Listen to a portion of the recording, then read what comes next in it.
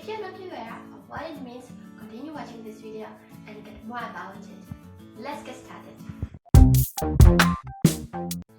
breadbasket of Europe is a wonderful country that is located in the center of this continent and is called Ukraine.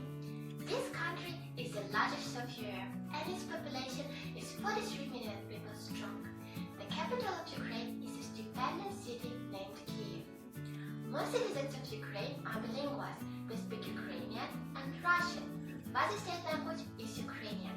The national flag is a blue stripe above the yellow stripe that symbolizes a blue sky over the field of land stretching to the flat horizon. Now, let's see a bit into its history. When did Ukraine come into existence? Wow! The name Ukraine itself was mentioned in the chronicles in 12th century, but the existence of this country dated back to Kievan Rus, when the Rurik dynasty captured Kiev in 882, and it became the capital of a powerful state. In 988, under Volodymyr I, Ukraine converted to Christianity. This country has suffered a lot during its existence. Lots of attacks were made into Ukraine. But the biggest attack was made in the 13th century by Mongols.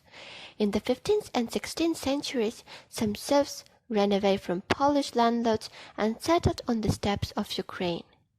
They were called Cossacks, which means free man. The Cossacks formed self-governing communities, but in 18th century, Catherine the Great disbanded Zaporozhye Sich, the military center of Cossacks.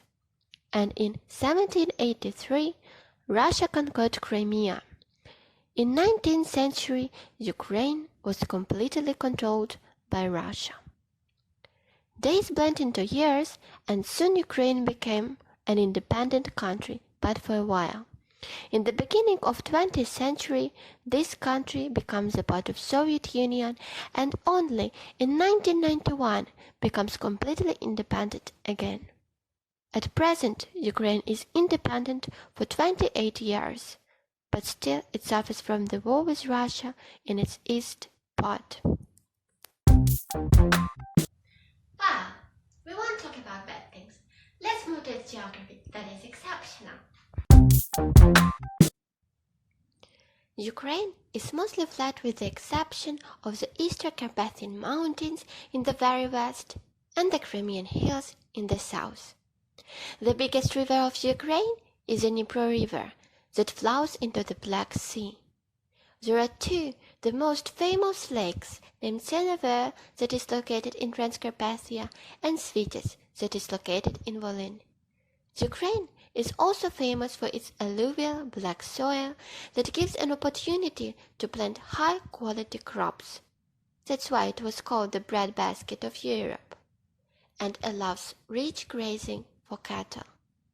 The major cities of Ukraine are Kyiv, Lviv, Odessa, and Kharkiv that are definitely worth visiting, as each has its own peculiarity. What about the climate of Ukraine? The climate of Ukraine can be described as dry and continental-influenced climate with warm, dry summers and fairly severe winters. January is the coldest month with daytime temperatures usually around 0 degrees Celsius, but in some cases winter month can be quite colder with temperatures far below zero, about minus 20 degrees Celsius or lower and strong. In summer, daytime temperatures reach 25-30 degrees Celsius, but sometimes quite higher, 35 degrees Celsius or more, especially in the inland areas. Annual precipitation is about 400-600 millimeters, but lower in the inland areas of Ukraine. Generally, the weather is best in May and September, when days are warm and the nights are cool, although it rains more in spring than in summer. The Ukrainian climate gives a great opportunity to plant crops. But what makes Ukrainian nationality distinctive from other nations? Let's find out. Definitely, it's culture. Ukrainian vyshyvanka conjures up an image of Ukraine around the world. It's also famous for its borscht, vareniki, holubtsi, and so on. The Ukrainian nation is quite religious. There are a great number of Orthodox and Catholic churches around the country. Ukrainians, as well as other nations, like having a rest. The most important holidays for them are Christmas, Easter, Holy Trinity, and Ivana Kupala. This nation is really hospitable, kind, and among others is quite serious. Current president of Ukrainians is Volodymyr Zelensky. The president is usually elected by popular vote for a 5-year term and is the former head of state. Ukraine's legislative branch is a parliament called the Verkhovna Rada. The parliament is primarily responsible for the formation of the executive branch and the cabinet of ministers, headed by the prime minister. Now, let's go to the economy of this country. In Soviet times, the economy of Ukraine was the second largest in the Soviet Union, being an important industrial and agricultural component of the country's planned economy. But when it got the independence, something went wrong and the economy decreased.